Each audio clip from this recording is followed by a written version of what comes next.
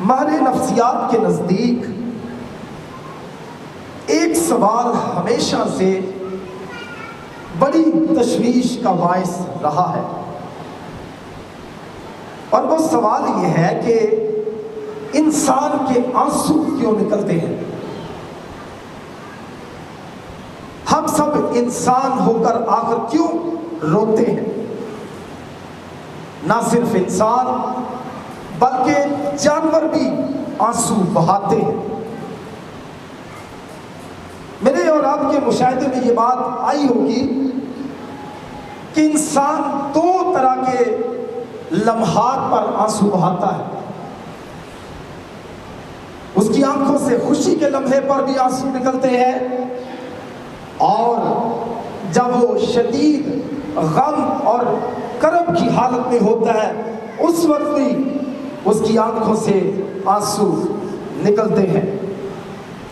لیکن ایک بات ضرور ہمیں سمجھنی چاہیے، جب ہمارے جذبات کا درجہ بالکل پستی کی حالت میں ہوتا ہے اس وقت آنسو آنکھوں سے نہیں نکلتے، بلکہ جب ہمارے شدت جذبات بدرجہ اتر یا ایکسٹریم کو پہنچے ہوتے ہیں اس وقت ہماری آنکھوں سے آنسو بہتے ہیں۔ ماہر نفسیات کے مطابق آنسوؤں کے نکلنے سے انسانی جذبات کا انخلاء ہو جاتا ہے، انسان آنسو بہا کر ہلکا محسوس کرنے لگتا ہے۔ اسی لیے جب کوئی ہمارا عزیز و اقارب اس دنیا سے رحلت کر جاتا ہے تو جب ہمارا کوئی بہن بھائی روتا نہیں ہے تو ہم کہتے ہیں کہ اس کو رونا چاہیے تاکہ اس کا دل جو ہے وہ ہلکا ہو جائے۔ نہ صرف فوتگی کے موقع پر ہم توقع کرتے ہیں کہ ہمارے عزیز و اقارب روئیں، بلکہ ڈاکٹرز نومولود بچوں سے بھی توقع کرتے ہیں کہ جب وہ پیدا ہو تو پیدا ہونے کے بعد وہ روئیں۔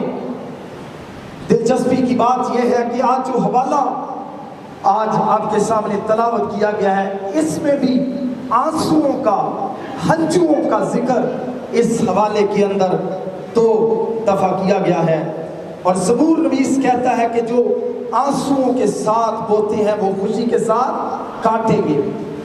ہنجواں دے نال رو رو کے جو بی ہیں بیج دے فصل وڈن گے خوشی دے نال گا گا کے صدا۔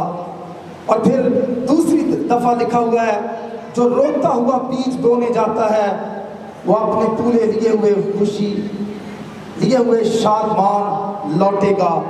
بیج دا چکت کے ذخیرہ روندا ہویا جاندا ہے پر خوشی دے نال بے شک بھریاں چک کے آوے گا۔ مزامیر کی کتاب اکثر میرے عزیزو آنسوؤں کا تذکرہ کرتی ہوئی نظر آتی ہے۔ 6 زبور کی 6 آیت میں بھی خداوند کا بندہ داؤد کہتا ہے کہ میں اپنا پلنگ آنسوؤں سے بکھوتا ہوں، اور زبور 42 میں خداوند کا بندہ زبور نویس کہتا ہے میرے آنسو دن رات میری خوراک ہے۔ جب بھی ضرورت پڑی ہے خدا کے لوگ اپنے خداوند کے سامنے آنسوؤں کے ساتھ اپنے جذبات کا اظہار کرتے رہے ہیں، اور اس میں کوئی برائی نہیں ہے۔ مرد خدا حزقیہ بادشاہ نے بھی جب یسایہ نے اس کو آ کر کہا کہ اپنی سلطنت کا انتظام کر دے تو تھوڑے دنوں کے بعد مر جائے گا، اس نے بھی زار زار رو کر خداوند سے دعا کی، اور یسایہ اس کے پاس پھر لوٹا، اس نے کہا خداوند نے تیری دعا سنی، خداوند نے تیرے آنسو دیکھے، اس لیے خداوند تیری عمر میں 15 برس اور اضافہ کرے گا۔ آگے چل کر ہم اس زبور میں آنسوؤں کے بہانے کا جو بنیادی محرک 126 زبور میں بیان کیا گیا ہے اس پر غور کریں گے۔ لیکن ہمیں یہ جاننا چاہیے کہ یہ زبور جو ہے یہ معلوت یعنی ہیکل کی زیارت کا گیت ہے۔ میں پہلے بھی بتا چکا ہوں کہ زبور 120 سے لے کر زبور 134 تک یہ 15 ایسے مزامیر ہیں جن کو مالوت یعنی ہیکل کی زیارت کے گیت کہا جاتا ہے، یہ زیارتی مضامین ہیں۔ جب کبھی بھی بنی اسرائیل قوم کے لوگ سال میں 3 مرتبہ عید فصح کے موقع پر، عید قیام کے موقع پر، ہفتوں کی عید جسے عید پینتیکوست نئے عہد نامے میں کہا گیا ہے، جب وہ سال میں 3 مرتبہ یروشلم شہر میں عید منانے کے لیے جایا کرتے تھے، تو زبور 120 سے لے کر زبور 134 تک مختلف مزامیر کو گایا کرتے تھے، اور ان مزامیر کی فہرست میں زبور 126 بھی شامل ہے۔ آج ہم اسی زبور پر غور کر رہے ہیں۔ اس زبور کی 6 آیات ہیں، لیکن آج کی صبح اس زبور پر غور کرنے کے لیے ہم اسے 4 حصوں میں تقسیم کریں گے، اور یوں ہم ان 4 حصوں کے ذریعے سے خدا کے کلام کو سیکھنے کی کوشش کریں گے۔ پہلا حصہ جو ہوگا وہ پہلی آیت سے لے کر دوسری آیت تک مشتمل ہوگا، اور اس میں خدا ان کا بندہ زبور نویس جو ہے وہ اسیری سے رہائی کا تذکرہ کرتا ہوا نظر آتا ہے۔ اور پھر جو دوسرا حصہ ہے، اس میں زبور نویس جو ہے وہ خدا کے کام کا جو بنی اسرائیل قوم پر اثر ہوا ہے اور غیر اقوام پر جو اثر ہوا ہے، خداوند جو اسیروں کو واپس لے کر آیا ہے، اس کا تذکرہ جو ہے وہ تیسری آیت میں زبور نویس کرتا ہوا نظر آتا ہے۔ اور پھر جو تیسرا حصہ ہوگا، اس میں ہم غور کریں گے کہ زبور نویس جو ہے وہ بقیہ اسیروں کی رہائی کے لیے دعائیا درخواست کرتا ہوا نظر آتا ہے۔ اور پھر چوتھے حصے میں ہم غور کریں گے کہ مستقبل میں خدا کے کام کی یقین دہانی کا وعدہ جو ہے وہ 5ویں اور 6ٹھی آیت کے اندر اس زبور میں کیا گیا ہے۔ سو ابھی ہمارے لیے موقع ہے کہ ہم پہلے حصے پر غور کریں، اور جس طرح میں نے بیان کیا کہ پہلا حصہ جو ہے اس میں اسیری سے رہائی کا جو ہے وہ تذکرہ کیا گیا ہے۔ میرے عزیزو، اس زبور کی جو پہلی 2 آیات ہیں، اس میں خداوند کا بندہ زبور نویس جو ہے وہ صیون کے اسیروں کی رہائی کا تذکرہ کرتا ہے۔ صیون کے اسیروں سے مراد بنی اسرائیل قوم ہے، اس لیے انہیں صیون کے اسیر کہا گیا ہے۔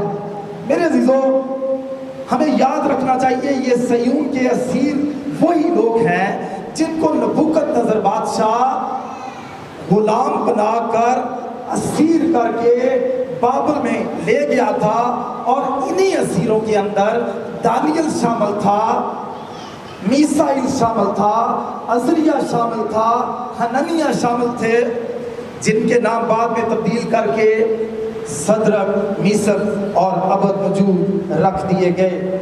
میرے عزیزو، انہی اسیروں کے اندر بنی اسرائیل قوم کا آخری بادشاہ صدقیہ شامل تھا، جس کی آنکھیں نبوکت نظر بادشاہ نے نکال دی، اور وہ اسے اسیر کر کے اپنے ملک لے گیا، اور وہاں پر جا کر اس نے صدقیہ بادشاہ کے سامنے اس کے بچوں کو قتل کیا۔ میرے عزیزو، پہلی آیت کے اندر زبور نویس خداوند کا گویا شکر کرتا ہوا نظر آتا ہے، اور کہتا ہے کہ جب خداوند صیون کے اسیروں کو واپس لایا تو ہم خواب دیکھنے والوں کی مانند تھے۔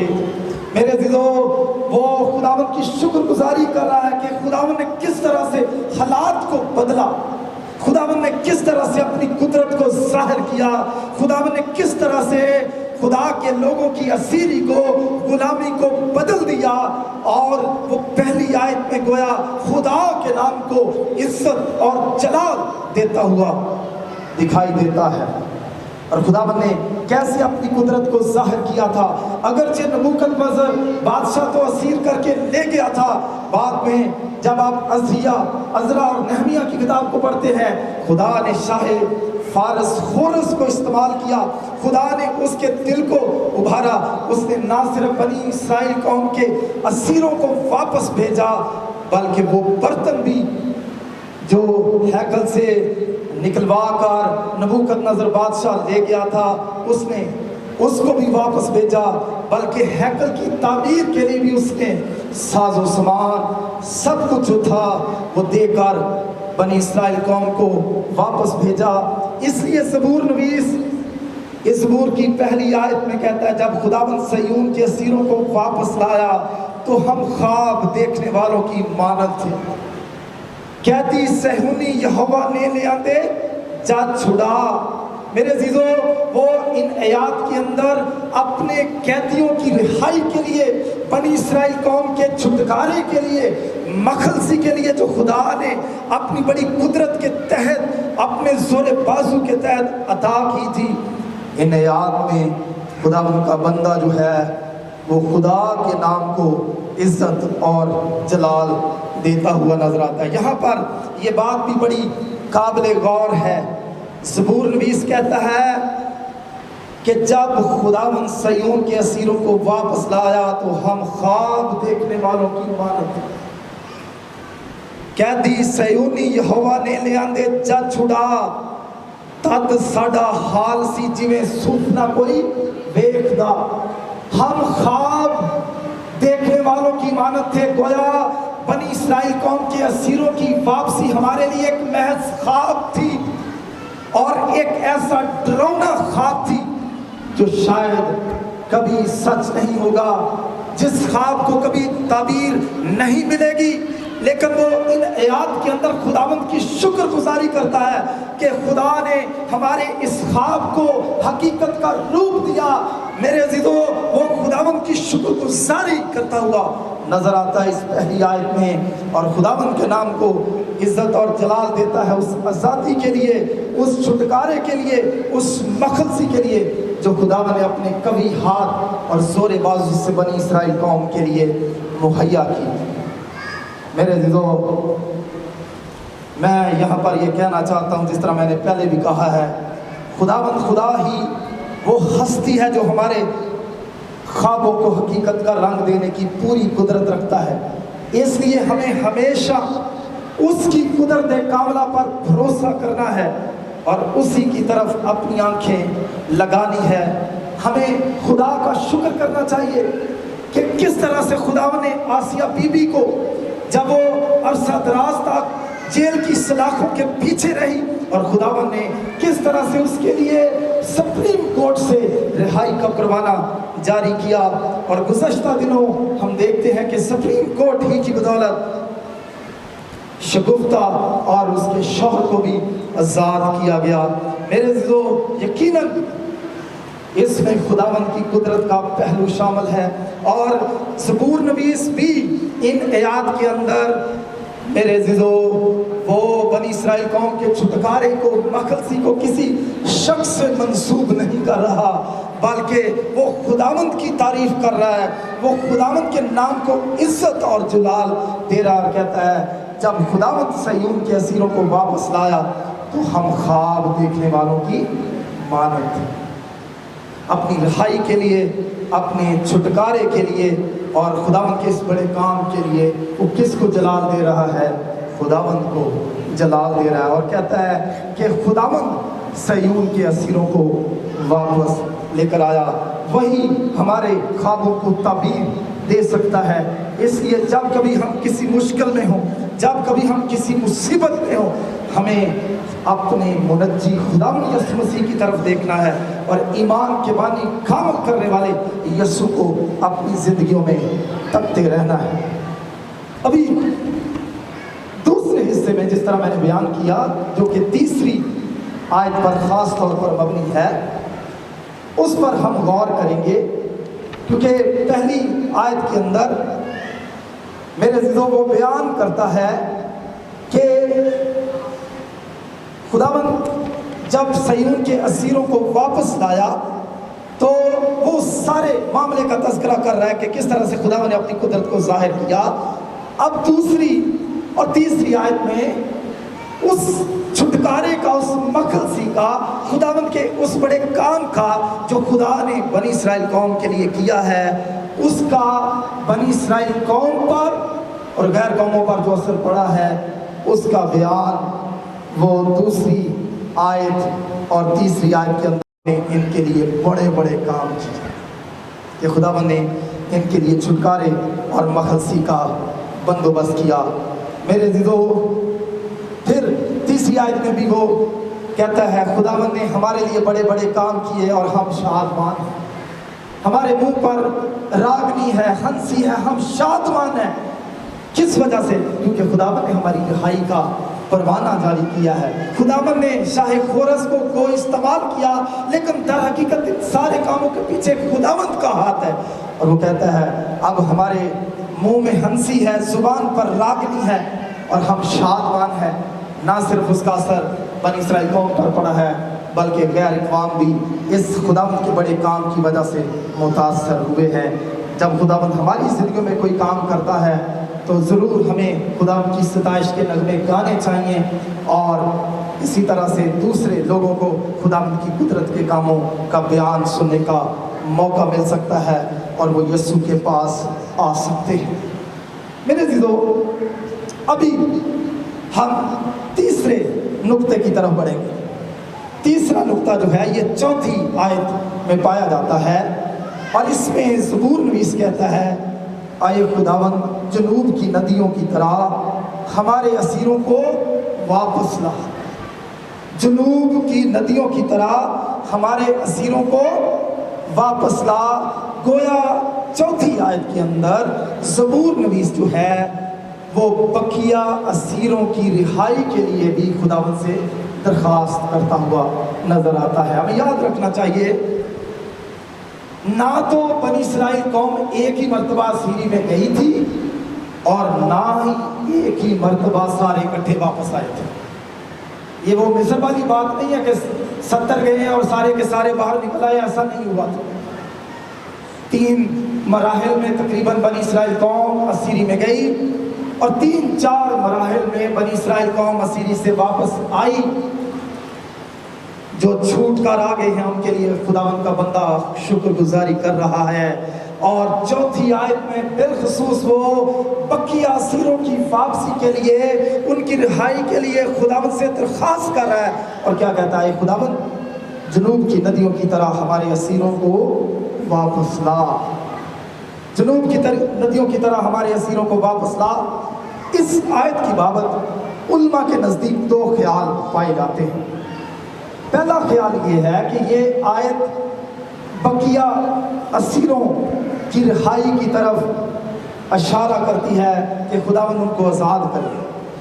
دوسرا خیال جو علماء پیش کرتے ہیں وہ یہ کہتے ہیں کہ یہ آیت جو ہے یہ دراصل بنی اسرائیل قوم کے محدود وسائل کی طرف اشارہ کرتی ہے، اور انہیں محدود وسائل کے ساتھ جب وہ واپس آئے تھے کاشتکاری کر کے اپنے لیے اناج حاصل کرنا تھا، لیکن وہی اناج جو ان کے کھانے کے لیے تھا، میرے عزیزو، اب اسی اناج کو لے کر انہوں نے اس سے کاشتکاری کرنی تھی۔ گویا جو روٹی، جو دانے، جو گندم، جو گیہوں ان کو ملا تھا، وہ سمجھتے تھے کہ اس کو وہ ان کے بچوں کا حق ہے، ان کی بیویوں کا حق ہے، ان کے خاندان کا حق ہے۔ گویا وہ اپنے بچوں اور خاندان کے منہ سے نوالا چھین کر اور اسے زمین کے سپرد کر رہے تھے، زمین کے دامن میں اسے بو رہے تھے۔ اور اسی لیے تو زبور میں لکھا ہے بیج دا چک کے ذخیرہ روندا ہویا جاندا ہے، پر خوشی دے نال بے شک بھریاں چک کے آوے گا۔ جب وہ اس اناج کو جو انہیں فراہم تھا، جب اسے زمین کے سپرد کر رہے تھے تاکہ فصل اگے پڑے، کچھ علماء کہتے ہیں اس کا اشارہ اس کی طرف ہے، اور یہ ان کے لیے کٹھن مرحلہ تھا۔ کوئی بھی بات ہو، اس آیت کا مطلب اسیروں کی واپسی ہو یا اس اناج کو میرے عزیزو زمین کے سپرد کرنے کی طرف اشارہ ہو، اس سے ہم کم از کم یہ دیکھتے ہیں کہ اس آیت کے اندر وہ اناج کے لیے بات ہو یا اسیروں کی واپسی کے لیے ہو، وہ اس سارے معاملے کو بھی کس کے سپرد کر رہا ہے؟ خداوند کے سپرد کر رہا ہے۔ اور کیا کہہ رہا ہے؟ اے خداوند جنوب کی ندیوں کی طرح ہمارے اسیروں کو واپس لا، جو آنسوؤں کے ساتھ بوتے ہیں وہ خوشی کے ساتھ کاٹیں گے۔ میرے عزیزو، بطور ایماندار ہمیں یاد رکھنا چاہیے کہ جو نجات یافتہ لوگ ہیں ان کے لیے تو ہم نے خداوند کا شکر کرنا ہے کہ وہ نجات پا چکے ہیں، لیکن اس کے ساتھ ساتھ جو بقیہ غیر نجات یافتہ لوگ ہیں جو ابھی تک گناہ کی اسیری میں ہیں، ہمیں بطور ایماندار ہوتے ہوئے دل سوزی کے ساتھ گناہ کی اسیری سے ان کی واپسی کے لیے بھی ہم نے کیا کرنی ہے؟ دعا کرنی ہے۔ اس آیت کے اندر زبور نویس کیا کر رہا ہے؟ بقیہ اسیروں کی رہائی کے لیے دعا کر رہا ہے کہ خداوند جنوب کی ندیوں کی طرح ہمارے اسیروں کو واپس لا۔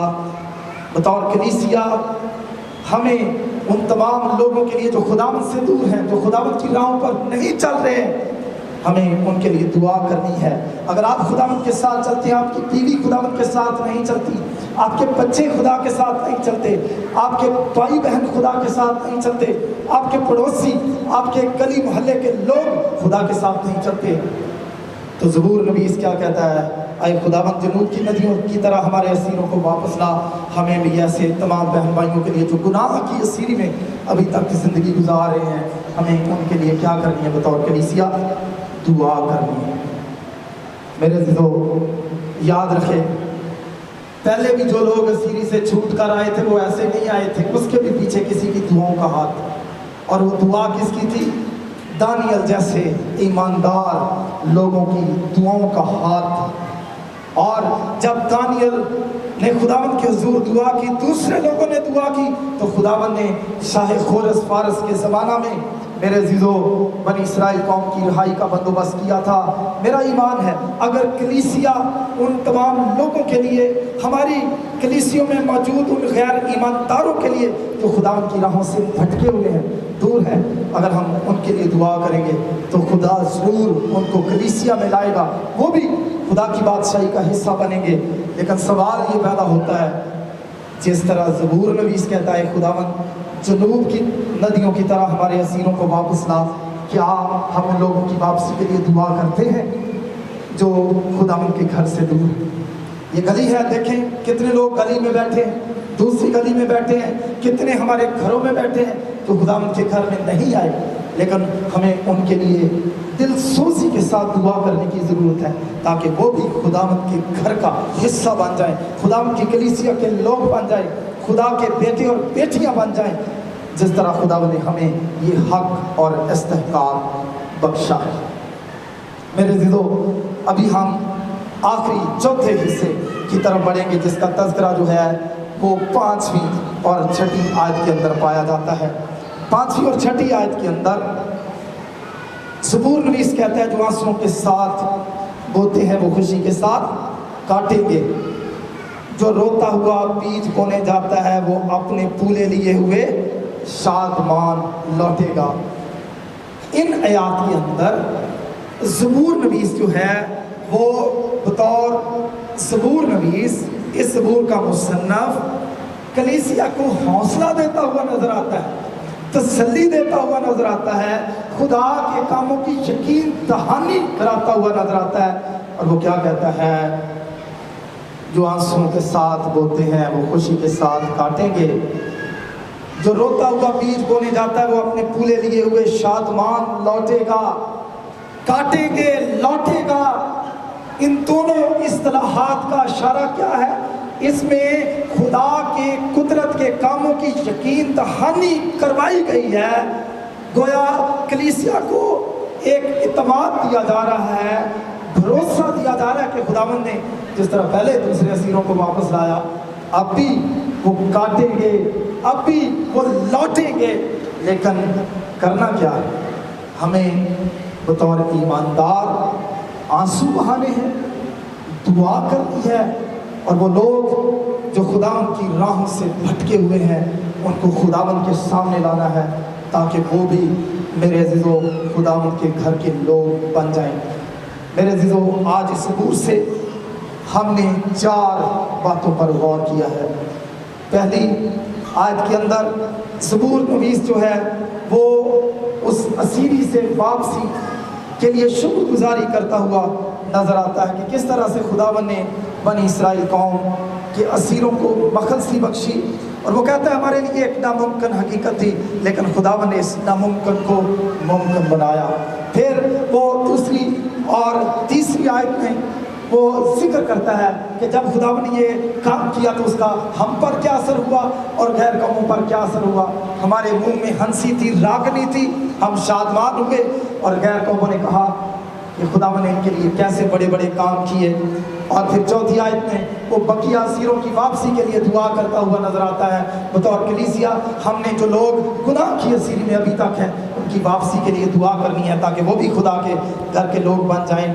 اور پھر پانچویں اور چھٹی آیت میں وہ خداوند کے کاموں کی یقین دہانی کرواتا ہوا نظر آتا ہے۔ وہ کہتا ہے جو آنسوں کے ساتھ بوٹتے ہیں وہ خوشی کے ساتھ کاٹیں گے، جو روتا ہوا بیج بونے جاتا ہے وہ اپنے پھولے لیے ہوئے شادمان لوٹے گا۔ اگر ہم بطور ایماندار ان لوگوں کے لیے جو خداوند سے دور ہیں، وہ ان کے لیے آنسوں کے ساتھ دعا کرتے ہیں، خداوند کے حضور آتے ہیں، تو خداوند ضرور ان کو اپنے گھر میں لائے گا، وہ خدا کی بادشاہی کے رکن بنیں گے، اور ہم آسمان پر موجود لاکھوں اور کروڑوں فرشتوں کے ساتھ مل کر اس خوشی میں شامل ہوں گے جو خدا کی بادشاہی میں خدا کے لوگوں کو حاصل ہوگی۔ خداوند آج کے کلام کی وسیلہ سے آپ کو برکت دے۔ Thank you.